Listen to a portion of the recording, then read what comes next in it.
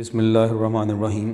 अल्लामा Iqbal science college Gojra और ideal अल्लामा Iqbal girls college Gojra के physics first year के ऑनलाइन लेक्चर्स में फ़िज़िक्स का चैप्टर 5 आपका जारी है। आगे बढ़ते हैं। ये टॉपिक जो आपको नज़र आ रहा है जी, ये हमारा स्मार्ट सिलेबस में अनफॉर्चुनेटली अब नहीं है। आर्टिफिशियल सैटेलाइट्स का आपके पास होगा स्मार्ट सिलेबस, आप देख सकते हैं। और अभी पिछला लेक्चर यहाँ फिनिश हुआ था, आपको पता है रोटेशनल काइनेटिक एनर्जी का टॉपिक यहाँ फिनिश हुआ था इस जगह पे, लेकिन अगला टॉपिक अब हमारा नहीं है, तो इसलिए इससे आगे बढ़ते हैं जी। ये हमारे सामने अगली जो चीज़ है वो इसी टॉपिक की कंटिन्यूएशन, अभी ये टॉपिक ही जारी है जो हमने नहीं पढ़ना। इससे नीचे बताइए एक बॉक्स ये जो बना हुआ है ये हमें चाहिए बच्चों, ये बड़ा अहम है। इक्वेशंस, ये कंपैरिजन है equations of linear and angular motion, और क्या लिखा है, ए कंपैरिजन, एक मवाजना, आपस का इनका मवाजना। और जो बात जो काम यहाँ पे हुआ, जो बात यहाँ पे की है, ये आप इस चैप्टर में बड़ी दफ़ा पीछे बार बार कर चुके हैं ऑलरेडी, ये नई नहीं है आपके लिए, ये बात आपको पता है। ये अभी पिछले ही लेक्चर में फिर रिपीट हुई थी, आपको याद करें मैंने कहा था जो, बल्कि वो मैंने कहा था मैं वो भी, और साथ ही ये भी सारी बात करने लगा हूँ जो यहाँ की हुई है। फिर इस तरफ दोबारा आते हैं। मैंने आपको दिखाया था कि जिस तरह linear momentum P is equal to M V है, मैं एक लाइन यहाँ पर लगा लेता हूँ ये वाली। तो जिस तरह लीनियर मोमेंटम है P is equal to M V, तो ऐसा ही इधर कहेंगे एंगुलर मोमेंटम है L is equal to I omega. अब M की जगह I और V की जगह ओमेगा, किसकी जगह क्या रिप्लेस करना है वो आपको बड़ी अच्छी तरह पता है, पीछे बड़ी दफ़ा बात हो चुकी है। ऐसे ही अभी हमने लीनियर मोशन में पीछे बात की थी कि ट्रांसलेशनल काइनेटिक एनर्जी का जिक्र है, तो हमें पता है कि वो होती है हाफ mv², लेकिन उसका कंपैरिजन हम उसी का मवाजना करें तो रोटेशनल काइनेटिक एनर्जी हमने देख ली है पिछले टॉपिक में, तो वो बच्चों हाफ आई ओमेगा स्क्वायर, आपको याद होगा पिछला टॉपिक अभी शुरू भी नहीं किया था, ये हमने पहले ही बात कर दी थी तो सामने आ गई थी कुछ ऐसी बात। और इस तरह की बड़ी बातें पीछे भी कर चुके हैं। आपको पता है कि जिस तरह लीनियर वेलोसिटी होती है time rate of change of linear displacement, तो उसी तरह d से ज़ाहिर कर दें लीनियर डिस्प्लेसमेंट को, या s से ज़ाहिर कर सकते हैं। उसी तरह से एंगुलर वेलोसिटी होती है time rate of change of angular displacement. तो ये बातें सारी पीछे भी हम कर चुके हुए हैं, कोई नई बात नहीं है। और इसी तरह बेशुमार है, आप ऑलरेडी ये बात भी देख चुके हैं। मैं और भी चलिए, ये लीनियर इक्वेशंस हैं और इधर उनकी मुतल्लिका एंगुलर इक्वेशंस, तो f इजिकल टू m में है। अब बच्चों आप खुद बताइए, सोचिए तो भला इसकी जगह इधर क्या इक्वेशन बनेगी, ज़रा याद करें, बार बार दोहराए गए मेरे फ़िक्रे। जो काम लीनियर मोशन में फोर्स का है वो एंगुलर मोशन में किसका है, टॉर्क का, शाबाश। और जो काम मास करती है लीनियर मोशन में वो इधर करता है मोमेंट ऑफ इनर्शिया, ये बात ऊपर भी आ चुकी है। और जो काम इधर करता है लीनियर एक्सेलरेशन, वो इधर करता है एंगुलर एक्सेलरेशन अल्फ़ा। तो देखें तो कितना आसान है, कितनी आसान है एंगुलर मोशन की इक्वेशंस याद रखना और याद करना। ऐसी और बथेरी मिसालें। S is equal to V T, बड़ा मशहूर फार्मूला, बड़ा बेसिक सा है मैकेनिक्स का, आपको पता है लीनियर मोशन में। तो यहाँ क्या बना, यह है linear displacement is equal to linear velocity into time. बच्चों उसी तरह का यहाँ बनेगा angular displacement is equal to angular velocity into time. देखें कितना आसान है, कितना आसान है एंगुलर मोशन की इक्वेशंस को बनाना, याद रखना, याद करना। ऐसे ही आपके पास इक्वेशन है जी S is equal to we I T, second equation motion, plus half A T square. यहाँ एंगुलर मोशन की बात अगर करें तो ये इसी तरह की बातें अब ऊपर मैं कर चुका हूँ, तो मैं डायरेक्ट लिखता हूँ उसको।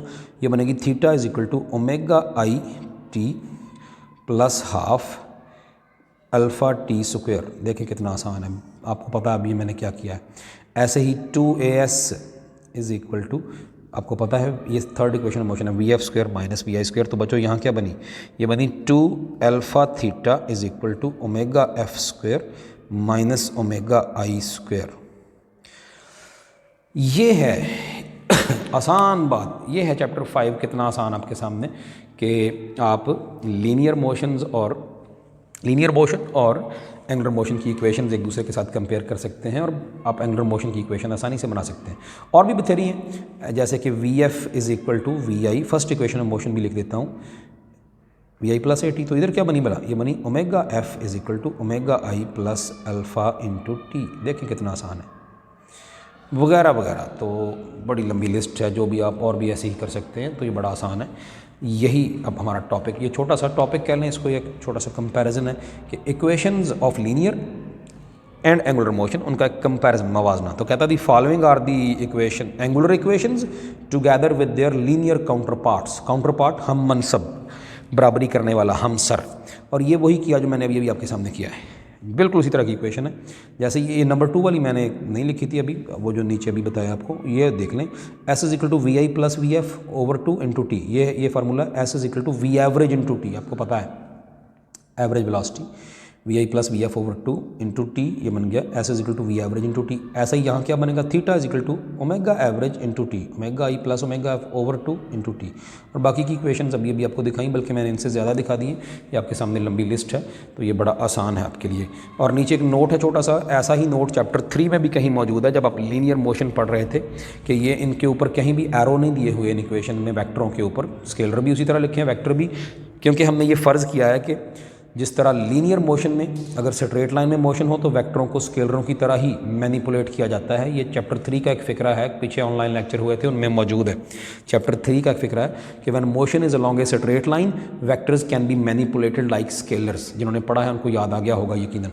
और अब ऐसा ही फ़िक्रा यहाँ भी है कि यहाँ भी वेक्टरों को एरो नहीं दिए, वेक्टरों को स्केलरों की तरह जमा तफरीक करना है, क्योंकि यहाँ पर जानबूझ के ये फ़र्ज़ किया है कि जो एंगुलर मोशन है जो हमने डिस्कस करनी है उसमें हमने फ़र्ज़ करना है, जिस तरह यहाँ कहा था कि ये सिर्फ लीनियर मोशन की इक्वेशन है कि स्ट्रेट लाइन के लॉन्ग मोशन है, तो ये भी एक्सिस ऑफ रोटेशन फ़र्ज़ करना है कि अपनी ओरिएंटेशन चेंज नहीं कर रहा। एक्सिस ऑफ रोटेशन अपनी ओरिएंटेशन नहीं चेंज कर रहा, तो फिर वेक्टरों को स्केलरों की तरह ही लिखना आपको अलाउड है। तो कहता भी अबव एंगुलर इक्वेशंस होल्ड, ये लागू होती हैं, ट्रू, होल्ड ट्रू, ये लागू होती हैं, सच साबित होती हैं, only in the case when the axis of rotation is fixed. Axis of rotation अपनी ओरिएंटेशन नहीं चेंज कर रहा। ये बिल्कुल वैसा फिक्र है जैसा इनके लिए कहा था कि ये इक्वेशंस लागू होती हैं सिर्फ तब जब motion is along a straight line, तो vectors can be manipulated like scalars. यही आगे लिखा है, hence the vectors can be manipulated like scalars. ये बिल्कुल चैप्टर 3 वाला फिक्रा है, कभी देखिएगा चैप्टर 3 का भी वही दोबारा से ऑनलाइन लेक्चर, ये बातें सारी उधर भी हुई हैं। लें जी, ये एक छोटा सा चौखटा सा था, ये आपके लिए हो गया। और टॉपिक जो बच्चों आपका अब स्मार्ट सिलेबस का अगला है उस पर जल्दी से आ जाते हैं।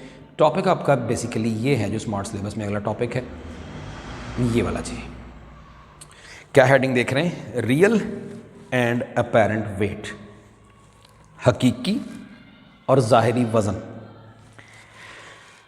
हकीकी वज़न होता है चीज़ों का और ज़ाहिरी भी होता है। हकीकी वज़न वही वज़न है, वही वेट है जो आप कभी चैप्टर अपना 9th क्लास में, चैप्टर पीछे बथेरे पढ़े उनमें भी बार बार इसका जिक्र आया, 9th क्लास में आप इसको डिफ़ाइन कर चुके हैं। वही जो वेट होता है, आप वेट को डिफ़ाइन कर चुके हैं, सब जानते हैं, पता है आपको वेट क्या होता है, वही बस रियल वेट है। वो जो वेट डिफ़ाइन किया था वही रियल वेट है।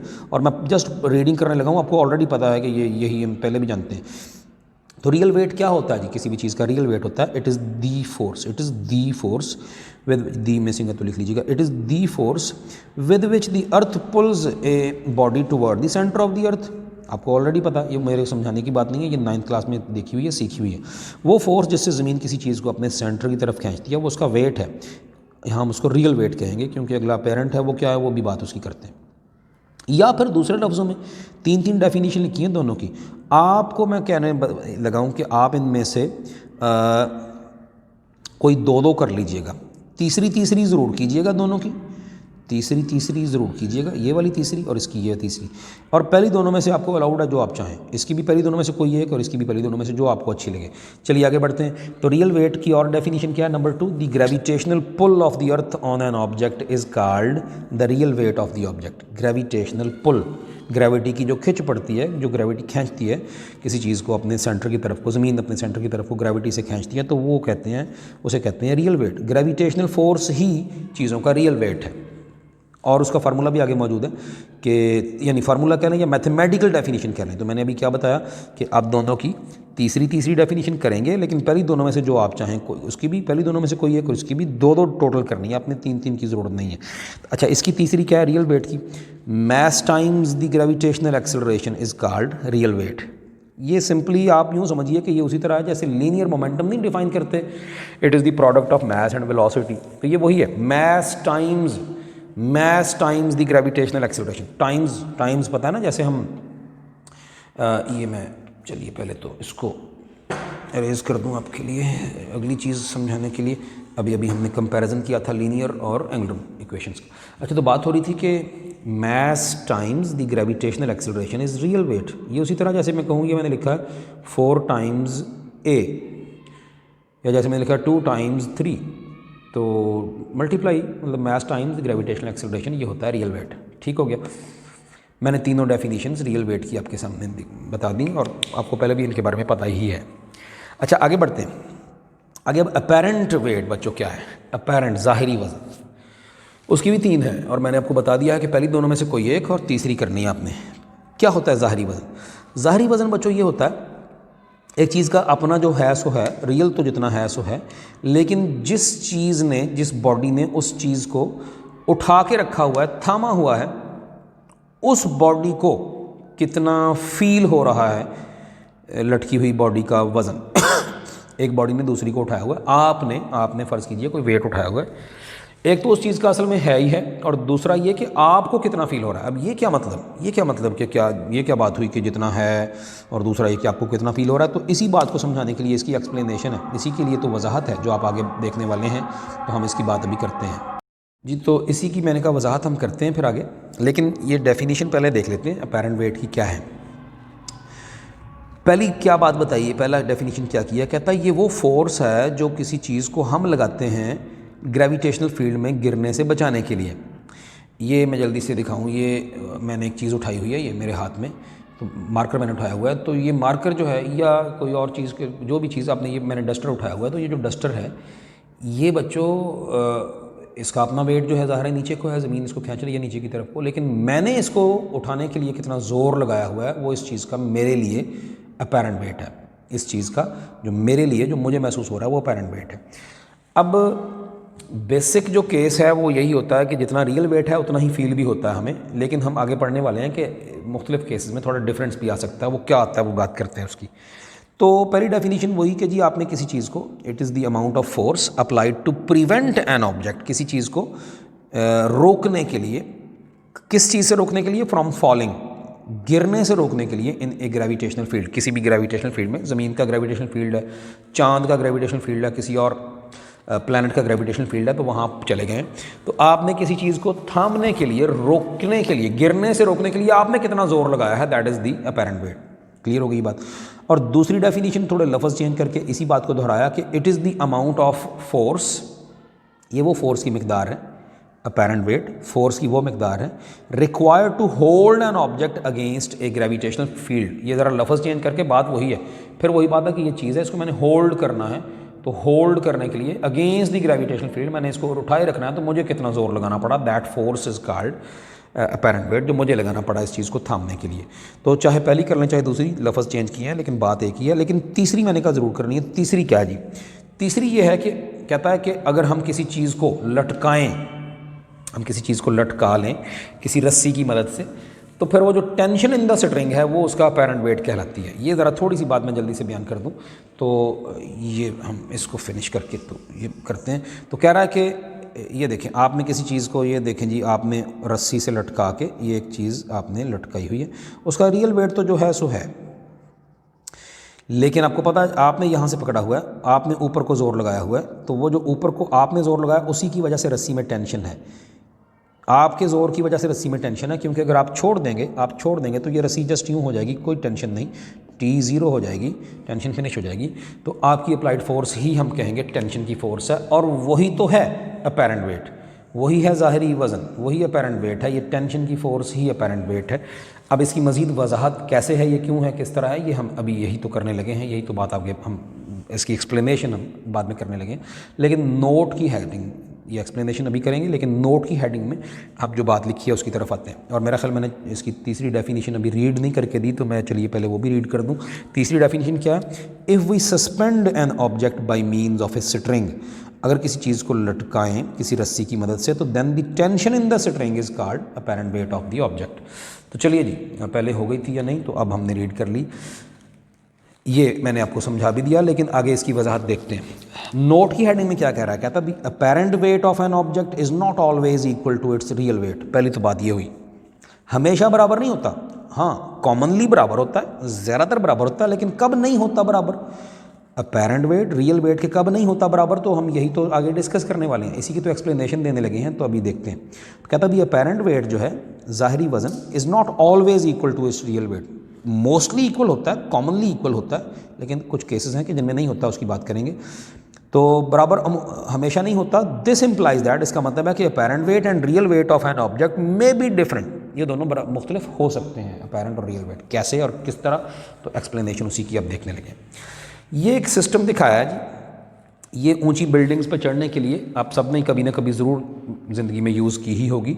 ये लिफ्ट है जिसको एलिवेटर भी कहते हैं, याद होगा, लिफ्ट या एलिवेटर ये लिखा भी हुआ है।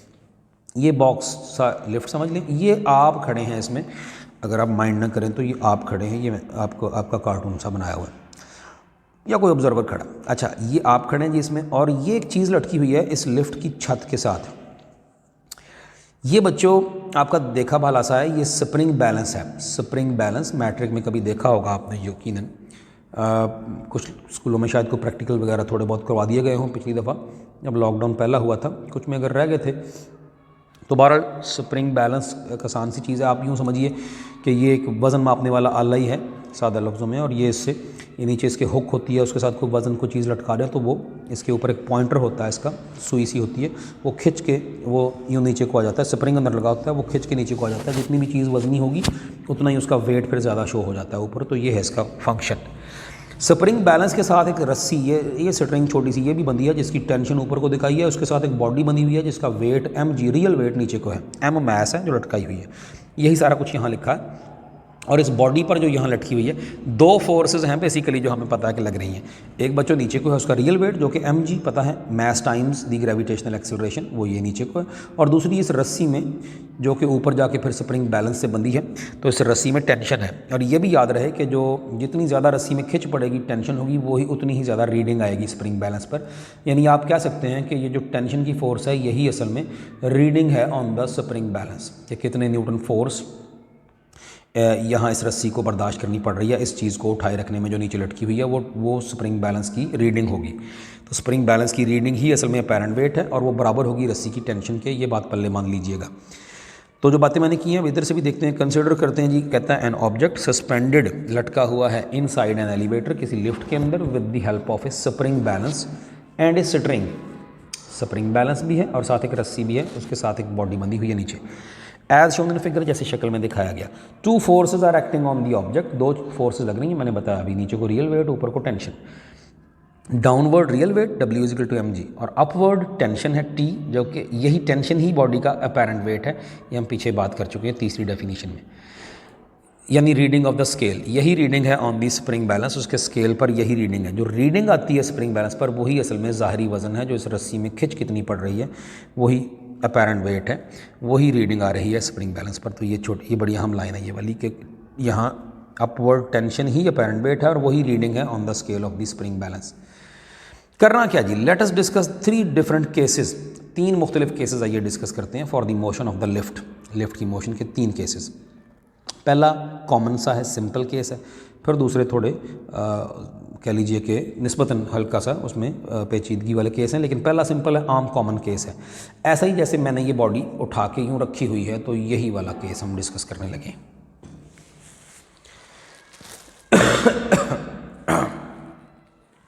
ले जी, तो पहला केस क्या है, कहता है when the lift is at rest, या तो लिफ्ट खड़ी है, मूव नहीं कर रही, या फिर मूविंग है विद यूनिफॉर्म वेलोसिटी, या तो रेस्ट पे है और मूविंग विद यूनिफॉर्म वेलोसिटी। दोनों केसेस में बच्चे हम कह सकते हैं कि इसका मतलब है एक्सेलरेशन 0 है। अब आप याद करें 9th क्लास में एक्सेलरेशन पढ़ रखा है, हमें पता है कि चीज़ खड़ी है, रेस्ट पे है, मूव नहीं कर रही, तो एक्सेलरेशन 0, क्योंकि वेलोसिटी नहीं चेंज हो रही। एक चीज़ मूव कर रही है लेकिन यूनिफॉर्म तौर पर उसकी वेलोसिटी चेंज नहीं हो रही, तो फिर भी एक्सेलरेशन 0 है। खड़ी है तो भी वेलोसिटी चेंज नहीं हो रही, 0 है, वेलोसिटी 0 की 0 ही रह रही है, तो एक्सेलरेशन भी 0। मूविंग है चीज़ तो वेलोसिटी चेंज नहीं हो रही, तो फिर भी एक्सेलरेशन 0 पता है हमें। एक्सेलरेशन तभी होगा जब वेलोसिटी चेंज हो। अंदर वाली शय का ये बाहर निकाल के थोड़ी बड़ी ये वाली है, उसकी डायग्राम थोड़ी वजाहत वाली ये बना दी कि ये एक बॉडी है, वही बॉडी है, और लिफ्ट के अंदर वाली ही है, उसी को दिखाया। एक्सेलरेशन इसका 0 है, या तो लिफ्ट खड़ी है या फिर मूविंग, मैंने कहा चाहे ऊपर को चाहे नीचे को, लेकिन यूनिफॉर्म वेलोसिटी से मूविंग है, तो एक्सेलरेशन 0।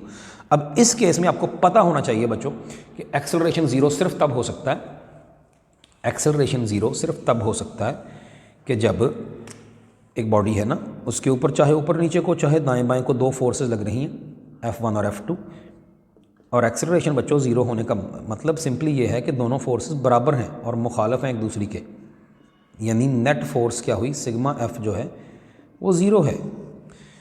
नेट फोर्स ज़ीरो मतलब एक्सेलरेशन ज़ीरो, ज़ाहिर है एफ इजिकल टू एम में रिलेशन भी जानते हैं, नेट फोर्स ज़ीरो तो मतलब एक्सेलरेशन ज़ीरो। ये सारी बातें आपकी जानी पहचानी है, आपको सारा पता है, ये बातें पीछे पड़ी हुई हैं। तो फिर बढ़ते हैं आगे अपने टॉपिक में। तो हम बात ये कर रहे हैं कि पहला केस है जी जब लिफ्ट इज़ एट रेस्ट और मूविंग या फिर मूविंग विद यूनिफॉर्म वेलोसिटी। तो इन दिस केस कहता है एक्सेलरेशन ऑफ द लिफ्ट तो ज़ीरो हुआ। Here the net force acting on the object is given by. अब नेट फोर्स किसी चीज़ पर दो फोर्सेज लग रही हैं, एक तरफ को दूसरी उलट सिमत में, तो नेट फोर्स होती है एक में से दूसरी को माइनस कर दें। अगर तो एक फोर्स बड़ी है दूसरी छोटी है तो फिर बड़ी में से छोटी को माइनस करना है, चाहे F1 बड़ी है चाहे F2 बड़ी है। अगर तो एक बड़ी एक छोटी है तो बड़ी में से छोटी माइनस करनी है। अगर दोनों बराबर की हैं पता है तो फिर हम कह सकते हैं जी किसी भी एक में से दूसरी को माइनस कर दें। तो अब यहाँ तो नेट फोर्स कहता है एक्टिंग ऑन दी ऑब्जेक्ट, दो फोर्सेज जो लग रही हैं तो एक उधर को एक इधर को, तो नेट फोर्स हुई दोनों का डिफरेंस। तो लें जी हमने टेंशन माइनस वेट, टेंशन यानी apparent weight minus real weight, तो ये कहा नेट फोर्स, और ऊपर एक्सेलरेशन ज़ीरो। नेट फोर्स को F लिख दिया, this implies T minus M g is equal to F, और F इजिकल टू M में होता है, फार्मूला पता है फोर्स का, लेकिन एक्सेलरेशन कहा ज़ीरो है। तो ये हो गया जी T माइनस एम जी हो गया सारा ज़ीरो, ये लिखा, और माइनस एम जी दूसरी तरफ ले जाएं तो T is equal to M g. ये क्या रिलेशन हुआ, ये रिजल्ट निकला कि जो ज़ाहिरी वज़न है वो असल के बराबर ही होता है, होगा इस केस में। ये जो केस है ये बताता है कि रियल वेट और अपेरेंट वेट सेम होंगे, यानी जितना एक चीज़ का असल में है, उठाई हुई है चीज़, जितना उसका असल में है उतना ही हमें महसूस भी हो रहा है, उतना ही ज़ोर हम लगाए हुए हैं जितना असल में इसका वेट है। रियल वेट बराबर है अपेरेंट वेट के, ये कॉमन प्रैक्टिस है, आम तौर पर हम यही देखते हैं, मोस्टली यही हमें चीज़ नज़र आती है, जितना चीज़ का वेट है हमें फील भी वैसा ही होता है। तो रिजल्ट नंबर 1 हमारा यहाँ से निकला कि the real and apparent weights are the same in a system having zero acceleration. तो एक्सेलरेशन ज़ीरो है तो उस सिस्टम में अपेरेंट और रियल वेट बराबर होते हैं, जितना असल में है उतना ही फील भी होता है उठाने वाले को। ये हो गया पहला केस। अब असल चीज़ है कि दूसरे दोनों केसेस हैं कि फ़र्क फिर कब पड़ता है, तो फ़र्क दोनों में रियल और अपेरेंट वेट में कब पड़ता है, अब वो चीज़ देखने लगे। लें जी, तो अगला पॉइंट है, अगला केस है case number 2, when the lift is moving upward with an acceleration. और इसकी ये डायग्राम है, ये लिखा भी हुआ है केस नंबर 2, और साथ ही मेरा जगह यहाँ जितनी बनती थी थोड़ी थी तो उस पेज के लाइन लगा के केस नंबर 3 जो साथ ही तो है, ये नीचे साथ ही है तो उसकी ये इधर भी बना दी है, तो ये लाइन लगा दी ताकि दोनों का डिफरेंस भी रहे। तो केस 2 की ये वाली और केस 3 की ये इस केस की ये वाली है। अब केस 2 की बात कर रहे हैं, when the lift is moving upward, सिर्फ इतना लिखने से केस 2 नहीं हो जाएगा, moving upward with an acceleration. Moving तो उधर भी पॉसिबल थी कि मूविंग विद यूनिफॉर्म वेलोसिटी, तो अपवर्ड या डाउनवर्ड, लेकिन यूनिफॉर्म वेलोसिटी थी यहाँ अब है कि मूविंग अपवर्ड लेकिन विद एक्सेलरेशन, यानी वेलोसिटी बढ़ रही है, ऊपर को चीज़ चल रही है और उसकी वेलोसिटी बढ़ रही है, एक्सेलरेशन उसका ऊपर को है। तो ये उसकी डायग्राम दिखाई है, एक्सेलरेशन ऊपर को है, तो ये बड़ी सादा सी बात है, बड़ी सादा सी बात है। एक चीज़ पे दो फोर्सेस लग रही हैं और उस चीज़ का एक्सेलरेशन इधर को है, तो क्या समझे आप, क्या समझे, यकीनन यही समझे कि F2 will be greater than F1। ज़ाहिर जिधर को एक्सेलरेशन है वो बड़ी फोर्स है, और इसी वजह से फिर नेट फोर्स बच्चों निकालनी हुई तो हमेशा यूँ निकालते होते हैं, जब दो अपोजिट फोर्सेस लग रही हों तो वो होती है बड़ी फोर्स माइनस छोटी फोर्स, जब अपोजिट फोर्सेस लगें तो नेट फोर्स यूँ निकलती है। अब यही कॉन्सेप्ट इधर भी यूज़ होने लगा जो हम केस नंबर 2 देख रहे हैं। तो ये आपके सामने है जी, कहता है in this case the upward force यानी tension acting on the suspended object, लटकी हुई चीज़ पर जो ऊपर को फोर्स लग रही है, is greater than the downward force, क्योंकि ऊपर का जो एक्सेलरेशन है वही बात अभी नीचे मैंने बताई आपको। तो फिर अब नेट फोर्स क्या होगी, बड़ी में से छोटी माइनस करनी है, T माइनस एम जी, ये है नेट फोर्स, और फिर वही बात फोर्स हो F लिख दिया उसको, F is equal to m में होता है, उसकी जगह एम में लिख दिया अगले स्टेप में। और अब T माइनस एम जी बराबर एम ए के है, तो ये माइनस एम जी अगर उधर ले गए तो T is equal to m में प्लस एम जी हुआ, यानी T इज इक्वल टू डब्ल्यू प्लस एम में। एम जी हमें पता है, एम जी हमें पता है रियल वेट होता है वो, ये डब्ल्यू is equal to M g ये रियल वेट होता है, ये ऊपर देख चुके हैं। तो इसका मतलब हुआ कि हम ये इक्वेशन हमारे हाथ आई नंबर 2 जो इक्वेशन है कि T इज इक्वल टू डब्ल्यू प्लस एम में। और ज़रा गौर तो करें, T हमें पीछे पूरी डिटेल में हम बार बार बात कर चुके हैं। T क्या है, T है बच्चों अपेरेंट वेट, और W क्या है, वो है रियल वेट। तो ये इक्वेशन क्या बता रही है, ये बता रही है कि T is greater than W। Simple सी बात है, क्योंकि W में कुछ ऐड हुआ है तो बना है T, इसका मतलब W छोटा है T बड़ा है। यानी इस केस में केस 2 में जब lift is moving upward with an acceleration, या कहिए लिफ्ट इज़ एक्सेलरेटिंग अपवर्ड्स, तो उस वक्त क्या होता है, उस वक्त चीज़ों का जो अंदर मौजूद चीज़ें हैं उनका जो ज़ाहरी वज़न है वो असल के मुकाबले में ज़्यादा फील होता है। उठाने वाले को। ऊपर को लिफ्ट मूव कर रही है तो चीज़ें अपने नीचे को जोर डालती हैं। तेज़ी से जब लिफ्ट ऊपर को एक्सेलरेट कर रही हो तो उनका वजन बढ़ा हुआ फील होता है, यानी apparent weight greater than real weight होता है। और एक रिजल्ट यहाँ पर क्या निकला, यही जो बात बताइए कि रिजल्ट निकला कि if the system of some objects is accelerating in upward direction then the weight of each of the objects appears to be greater than the actual weight। तो अंदर मौजूद हर चीज़ का असल वेट से रियल वेट से ज़्यादा वेट फील होता है। और ये उसकी थोड़ा सा उसकी मिसाल भी दी है कि this particular case is experienced by the astronauts during the upward motion of the rocket. जब ऊपर को रॉकेट उठता है, खलाबाज जा रहे हैं ऊपर खला में, तो रॉकेट जब पहली दफ़ा ऊपर को उठता है तो बल्कि जब तक जलता रहता है ऊपर को तो एक्सेलरेट करता है। ये बातें चैप्टर 3 में पीछे कहीं मौजूद भी हैं कि रॉकेट प्रोपल्शन पड़ा था। तो रॉकेट जब ऊपर को जाता है तो एक्सेलरेट करता है ऊपर को जब रॉकेट एक्सेलरेट करता है तो वो जो अंदर एस्ट्रोनॉट बैठे हैं उनको अपना भी, अपने बॉडी का भी और इर्द गिर्द मौजूद चीज़ों का भी वजन जो है वो असल से भी ज़्यादा फील होता है ऊपर को जब एक्सेलरेट करता है रॉकेट। ये जो बातें अभी की हैं हमने यहाँ। अब केस नंबर 3 की डिटेल को इतनी लंबी चौड़ी की ज़रूरत नहीं है, जैसा केस 2 है उसका ठीक उलट है। जो केस 2 था उसका बस उलट है। ये उसकी डायग्राम आपके सामने है। इस दफ़ा लिफ्ट इज़ एक्सेलरेटिंग डाउनवर्ड, या कहिए when the lift is moving downward with an acceleration.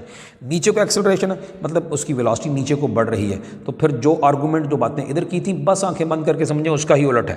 तो अब नेट फोर्स क्या होगी, क्योंकि अब नीचे को एक्सेलरेशन है तो इसका मतलब है नीचे वाली फोर्स ज़्यादा है। तो कहता है in this case the downward force mg is greater than the upward force of for an object suspended in the lift. जो लिफ्ट में लटका हुआ है, लिफ्ट पूरी ही नीचे को एक्सेलरेट कर रही है तो इसका मतलब है नीचे की फोर्स हम कहेंगे ज़्यादा है। यानी इस दफ़ा नेट फोर्स होगी ज़्यादा फोर्स माइनस कम फोर्स, यानी वेट की फोर्स रियल वेट की माइनस टेंशन, ये नेट फोर्स है। फिर वही स्टेप्स हैं जो ऊपर किए थे। फोर्स की जगह एफ लिखा, f is equal to m a है, और हमने निकालनी इक्वेशन है टेंशन की यानी अपेरेंट वेट की।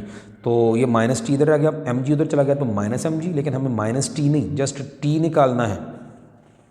तो फिर अगले स्टेप आपके सामने हैं बड़े आसान से। तो वो जो माइनस टी था उसका भी माइनस ख़त्म कर दिया, और जो राइट साइड पे वो जो अभी अभी हमने देखा जो पॉजिटिव था उसको नेगेटिव कर दिया, और जो नेगेटिव था उसको पॉजिटिव, तो इसको भी फिर हमने नेगेटिव से पॉजिटिव कर दिया। ये फिर सिंपल सा स्टेप है, आप समझिए। पूरी इक्वेशन को -1 से मल्टीप्लाई कर दिया तो ये रिजल्ट आया इक्वेशन नंबर 3।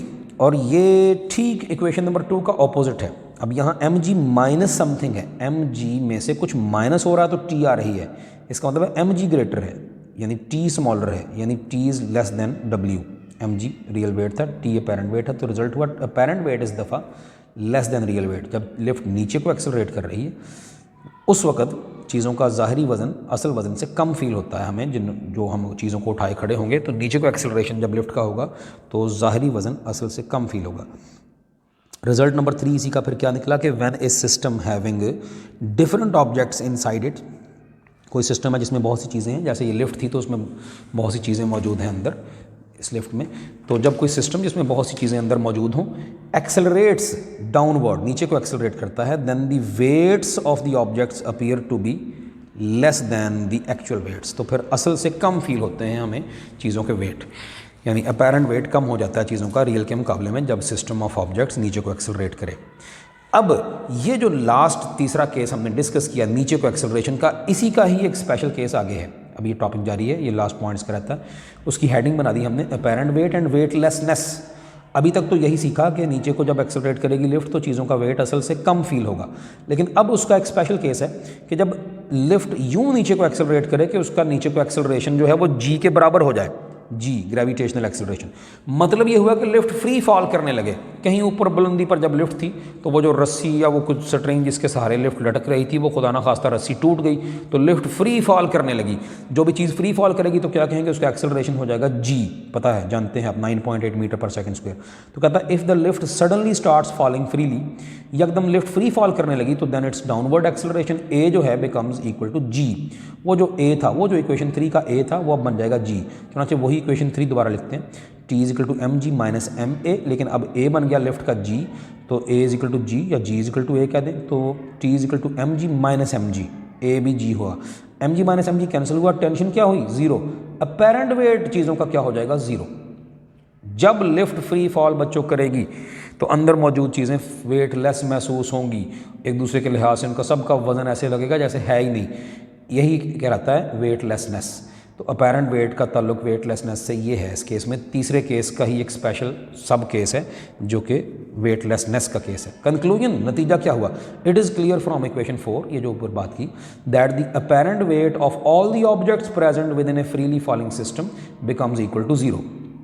कोई सिस्टम फ्री फॉल करे तो अंदर मौजूद चीज़ों का ज़ाहरी वजन 0 हो जाता है। Hence everything present within a freely falling system appears to be weightless.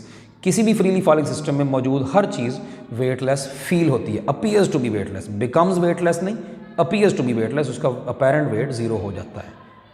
चलें जी, ये लेक्चर आपका फिनिश हुआ। Thank you.